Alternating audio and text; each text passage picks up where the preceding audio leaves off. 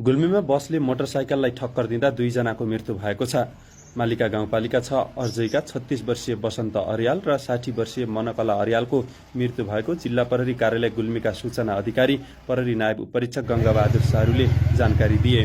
अर्जैबाट वनभोजमा जान लागेको बोर्डिङ स्कुलको बसले विपरीत दिशाबाट आइरहेको मोटरसाइकललाई ठक्कर दिँदा दुर्घटना भएको थियो। दुर्घटनामा मोटरसाइकलमा सवार घाइते 6 वर्षीय अनुभव गिरीलाई उपचारका लागि लुम्बिनी मेडिकल कलेज प्रभास पाल्पा पठाइएको छ। घटनामा घाइते पैदल यात्रु शिक्षिका लीलावती अर्यालको गुल्मी अस्पतालमा उपचार भइरहेको छ। बिहान 7:30 बजे घटेको यस घटनामा 11 बजे गुल्मी अस्पतालले 2 जनालाई मृत घोषणा गरेको थियो। लुम्बिनी प्रदेश 0100 ख 0355 नम्बरको बसले लु 9 प 8150 नम्बरको होन्डा साइन मोटरसाइकललाई ठक्कर दिएको थियो। बस चालक र बस प्रहरी नियन्त्रणमा छन्।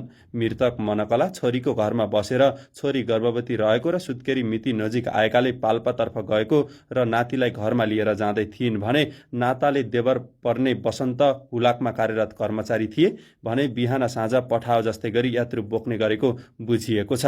मृतकका आफन्त आएपछि मात्रै शवको पोस्टमार्टम गर्ने गुल्मी अस्पतालको तयारी छ।